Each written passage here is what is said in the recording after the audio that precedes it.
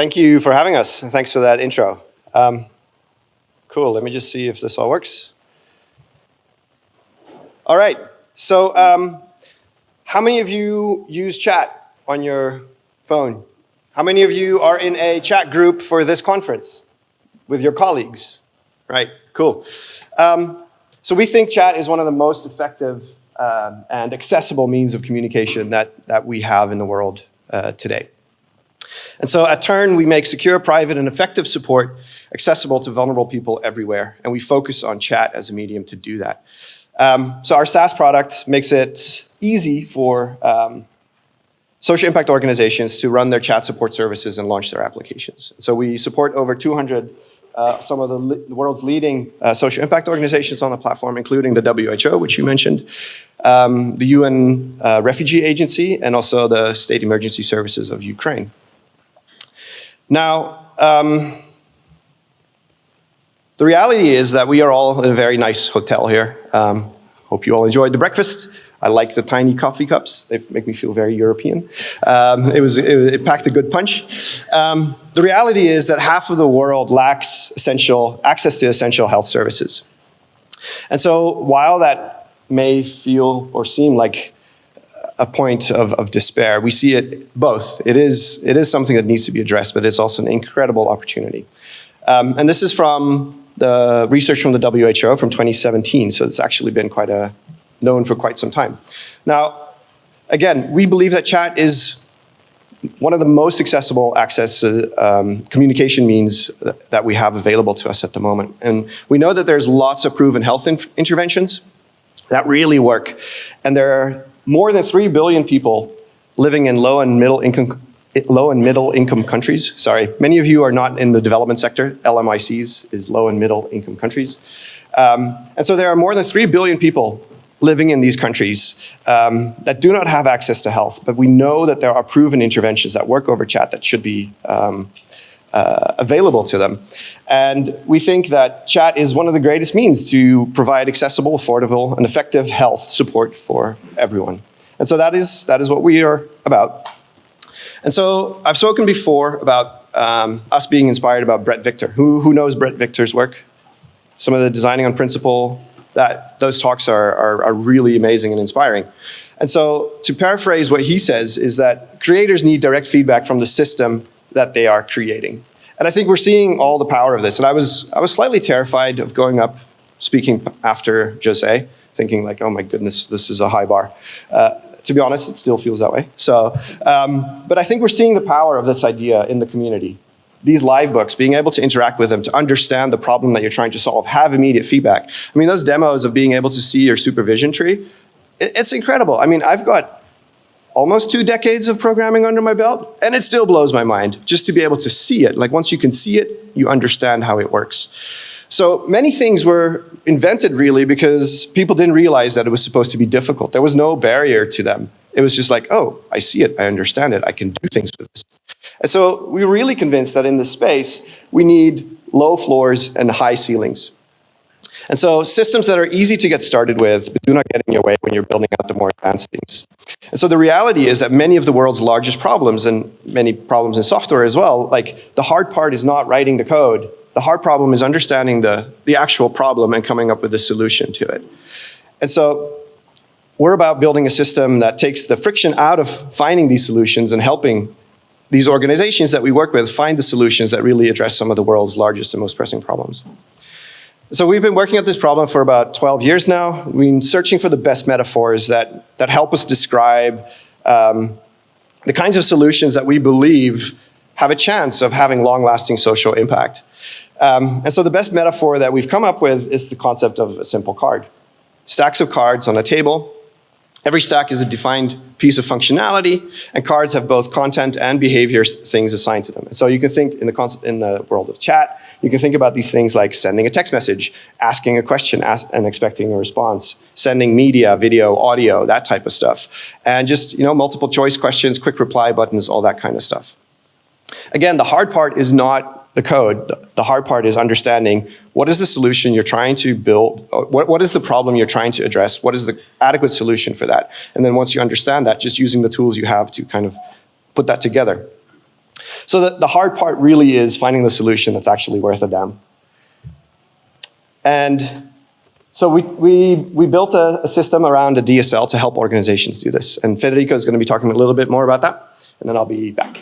Thanks. Thank you. Thank you, Simon. So we have this mental model of a stack of cards that defines a chat service. And we wanted to give our users on our platform a way to create this stack of cards. And we decided to give them the option to write them as code. But instead of having normal users who are not programmers actually learn a general purpose programming language, we decided to define a very small and easy to learn DSL, domain specific language. We call it the stacks DSL, that allows you to declare a stack. You can see the mental model on the left, and then it's really easy to translate that into code using this language. And as Simon said, we always want to give immediate feedback to our users and a way for them to test what they are building. So we have a simulator on the right that simulates what an end user would see interacting with the chat service that you're actually defining at the very moment in code. Okay. What about users who don't want to code at all, even if the DSL is easy enough? We came up also with a visual representation of a stack that you can build dragging and dropping cards on a canvas. Still, you have the simulator on the right so that you can test what you're doing. But how do we represent a stack actually internally? How do we store that in the database, right? So we use Elixir, we use Phoenix, we use Ecto. It would sure be nice to have a struct that we can just store in the database. But how do you go from a DSL or a Canvas visual UI to a struct in Elixir that you can just store in Postgres, right? If you're a bit like me, you're thinking, oh no, I need to write a parser for that. It's a huge work. But actually, if you look at our DSL a bit closer, you will see that it shares a lot of syntax with Elixir itself, right? And that's very intentional, because we can use Elixir's own code functions to translate that into a data structure for us.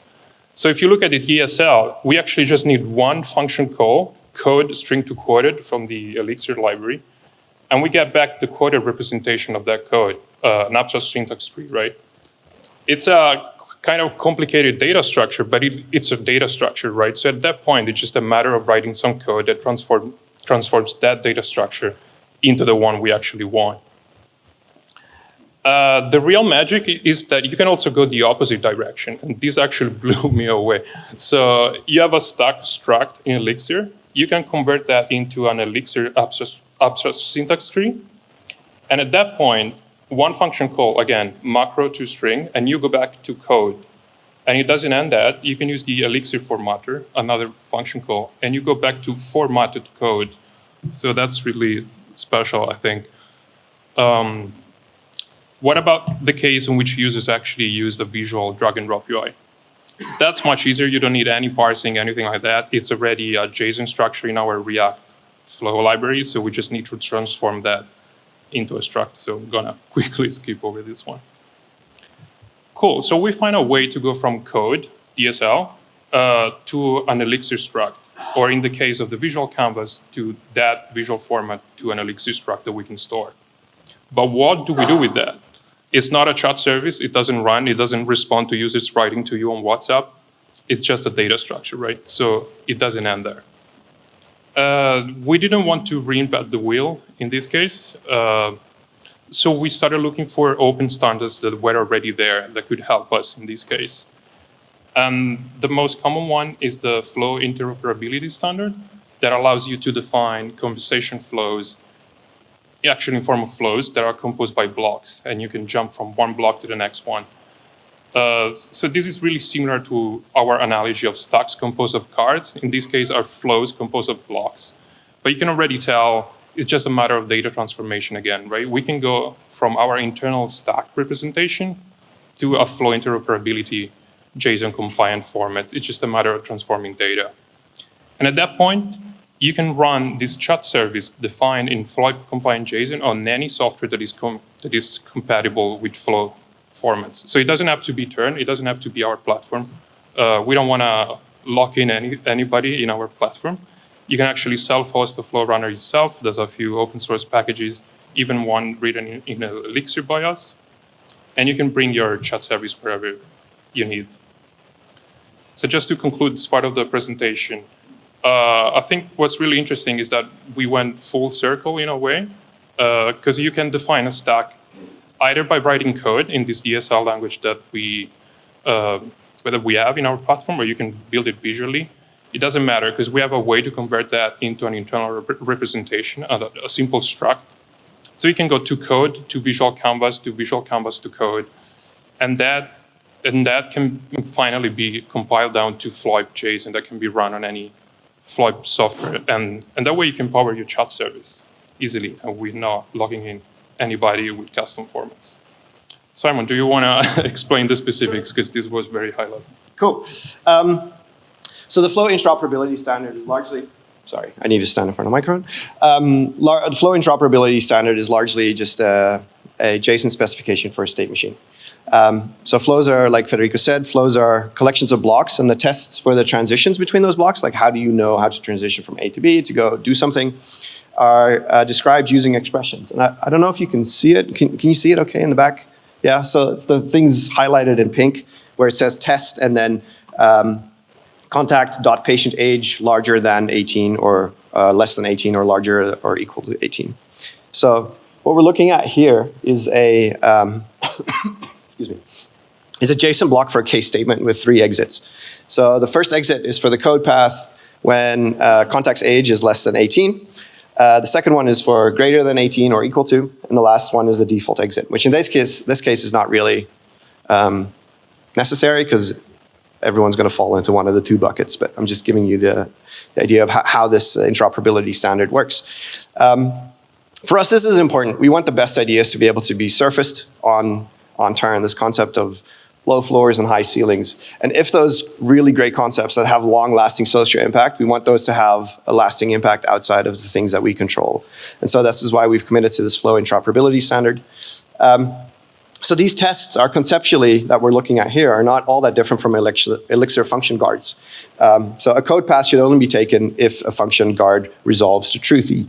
And so you can see at the example at the bottom there, you can see contact.age. You give it a context as the second argument to that function. It evaluates that expression and then gives back either true or false in this case.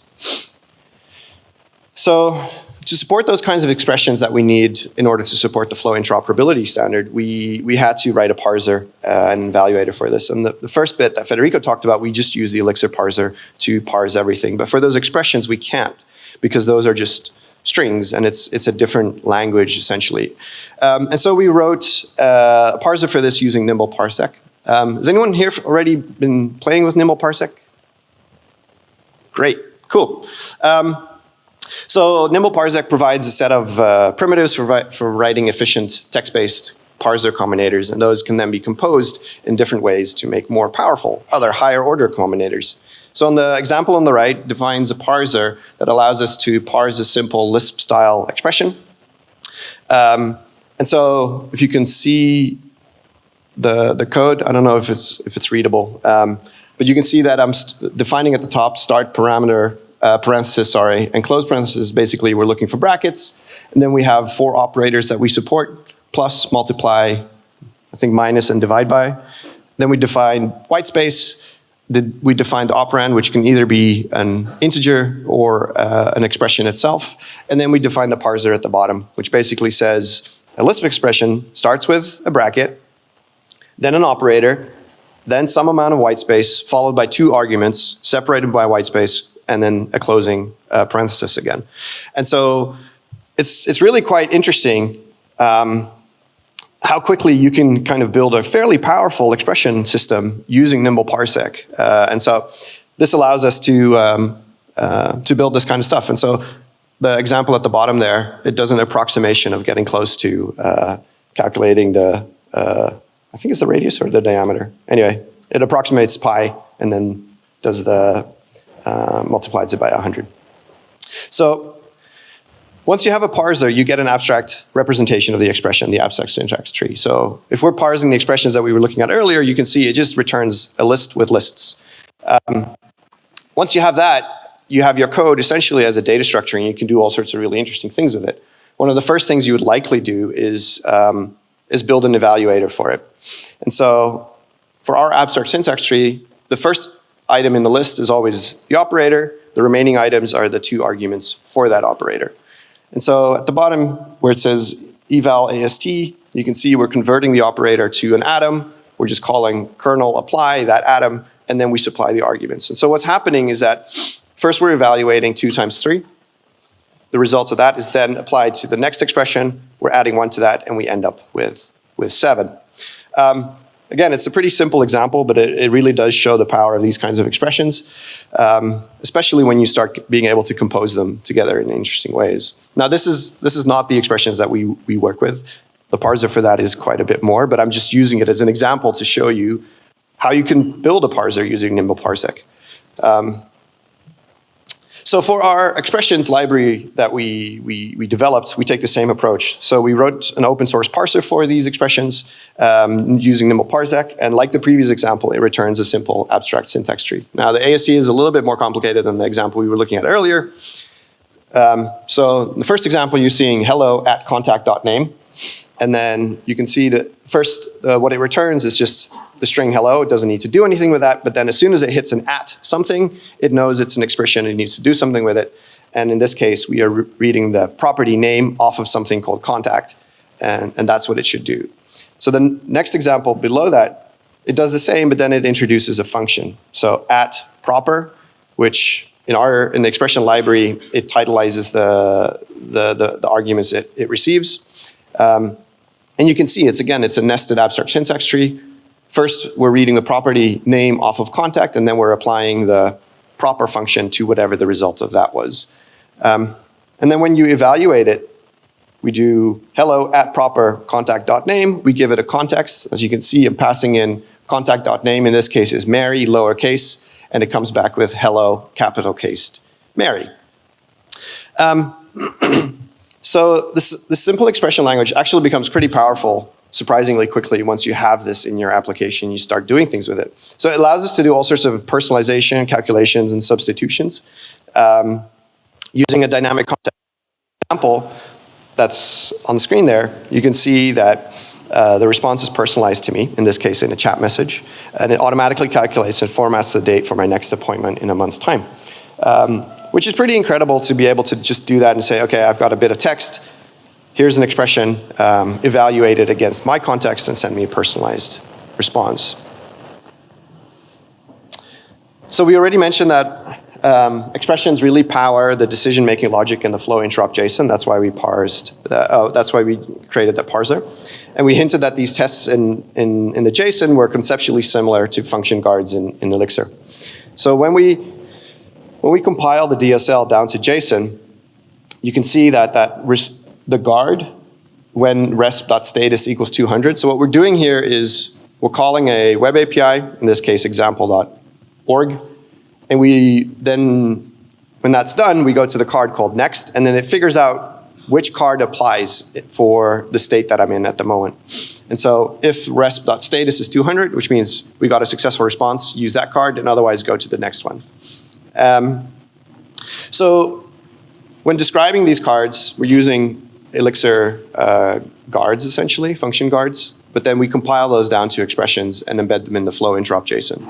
And so the first one at the top, we're using an expression block, which means you can just use it without an at something. And so we're just evaluating resp.status equals 200, which is similar to the example we were looking at earlier, contact age greater or equal to 18. That returns a true in this case.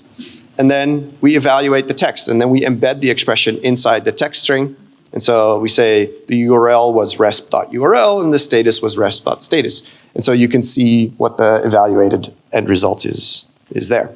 And so then it becomes quite easy to just join that into a string and send it back as a response. And at that point, it just becomes regular string interpolation. So expressions are almost valid Elixir. Can they be Elixir?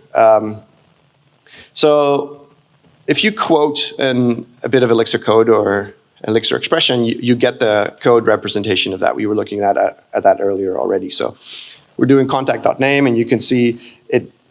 Well, I don't know if you can read it, but basically it does the dot operator on contact. So So if we parse a block and we do the same, and we say parse block contact.name, you'll see that our abstract syntax tree looks a little bit different than the Elixir one, but it's basically just data. You can do all sorts of interesting things with it. And so you can take that data and then you can convert it into quoted Elixir. And then you can use Elixir's code tools to just generate code from that. And in this case, that's what's happening here. So we take an expression, we parse it, we generate Elixir quoted code from it. We wrap it in a function. That function expects a context, which is the context that we supplied whenever we evaluate it, and it returns the value for us. So it's pretty powerful once you have this abstract syntax tree to just kind of transform it in whatever way you want, and then in this case, we can generate a valid Elixir code from this. And so this means that for us, that these compiled functions can be cached. If those functions are pure, they can be memoized, and it gives us a really interesting performance boost under certain situations. So the previous example looked at variable substitution. How do we handle function calls? Like the example that I showed earlier with proper. So the context applied to a function requires a callback module. The callback module implements a behavior that basically says there needs to be a function called callback, and it takes 3 arguments. The first one is the context itself. The second one is the name of the function that you're calling. And the third argument is the list of arguments to that function. And so at the example here, you can see that the code is being generated by the compiler. It first calls the inner function proper. And it just supplies one argument, which is whatever the variable is in the context under contact.vars. And then it supplies the results of that as one of the 2 arguments for the concatenate function. The first argument is just the string hello. The second argument is the result of the first function call. And then that returns that again. And so you can see those modules, the callback modules are just implemented as regular Elixir. And so it becomes really convenient to just add more functions to it as one would need for whatever use case you're trying to solve. At the bottom there, you can see that we're compiling it. We get back an actual Elixir function that we then supply a context. It'll evaluate it for us, and we get the value back. So the really interesting thing about this is that it really allows us to rely more on the Beam VM to evaluate these things for us, make sure it's correct, but also have a lot of like the code introspection tools that the whole ecosystem gives us in order to find out what is this expression doing, is it doing what it's supposed to be doing. So let me see if this, I'm gonna have to find my cursor, where is it?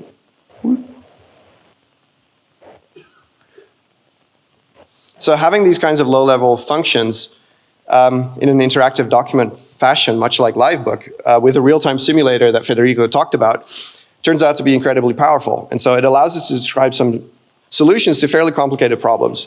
So this was a demo we did for the BBC. Did it already finish? It didn't start. Okay. This is a demo we did for the BBC. Is it running? Yes, it is. Cool. And it's about 60 lines of code in the DSL. And this was built in response to the invasion in Ukraine. BBC was blocked in Russia, and how do people still access reliable news? And so one of the means that we were looking at is like, is it possible to surface a podcast from the BBC over WhatsApp? Because WhatsApp was not a blocked medium. And so 60 lines of code using this DSL, I'll run it again because I'm still talking. It allowed us to build a simple podcast player over WhatsApp, a completely secure encrypted channel, to allow people to get the latest news up to date on their phones in their pockets. And so what we're doing here is we're using the DSL to read the podcast RSS feed, present a menu over WhatsApp, and allow people to interact with it. And this is a live environment. And you can see that, well, you could see the editor actually shows you where you are in your application as you are interacting with it. And I think this is part of what Jose was talking about this morning as well. Being able to see how a system works is so important for the learning, to understand it so that you can actually get to the solutions that you're trying to get to. So this is what we're using Elixir to do. We're trying to build the world's best possible runtime to have an impact with. And we want to see replicable, evidence-based solutions that scale effectively to support vulnerable people everywhere. So this past year, as I said, we launched services. The first service we launched with this was in response to the invasion in Ukraine. And we did that for the state emergency services in Ukraine. And we're really proud to support them and to continue to support them. And we're really proud to be in great company of such great organizations like the UN Refugee Agency and the WHO. So we really need this concept of systems with low floors and high ceilings, systems that invite us to find and launch solutions to some of the world's most difficult and hardest problems. So Turn revolves around this question. Technology is one of the greatest tools in human history to affect change in terms of speed and reach. And so let's use it effectively. Like we're all at ElixirConf. It's an amazing language, an amazing ecosystem. We can use this to affect social change and really shape the societies that we want to be living in. And so we all know what the tech industry understands as a unicorn, privately held tech startups valued at over $1 billion. I'm kind of getting tired of that definition, and I think we should redeem it and reclaim it.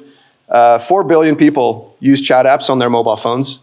I think we can reclaim the definition of what a unicorn is, and we think there's an opportunity for social unicorns, positively impacting 1 billion people, changing their lives for the better. So technology startups do amazing things, and I think there's a massive opportunity to affect really important social change through tech. With this definition of a social unicorn, we only need 4 to reach 4 billion people. So while that's a big challenge, it's also a very small number.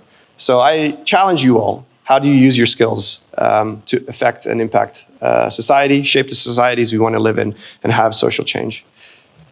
Cool. Thanks for coming. That was our talk. Thanks for your time.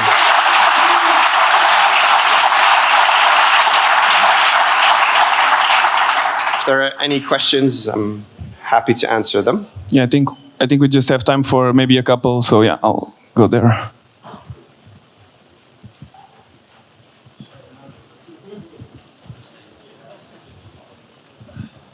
Hey Simon, thank you very much for the talk. I just had a quick question about your the evaluation of mathematical equations. Like you built something there yourself. Have you looked into third-party libraries like Abacus, for example? And then, if you did, why did you decide for building your own DSL in that case? I have not looked into Abacus. I probably should. So thanks for that.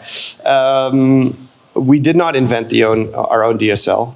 The reason we went with the expression language and Nimble Parsec is because it's an existing standard on the Flow interop. And so we want the great ideas that emerge on Turn to be replicable on other platforms, which means we need to align with that standard. And we just needed to build a parser and evaluator for that specifically. So if Abacus could have helped us with that or can help us with that in the future, I'd love to hear. Our priority is building great solutions. If there's better ways to do that, fantastic. I want to know about them. One more.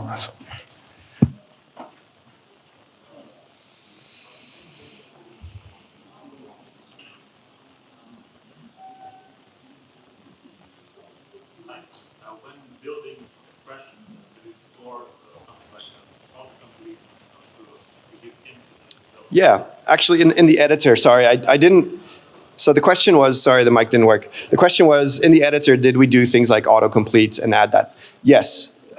So the editor actually gives you feedback in the same way that Livebook does.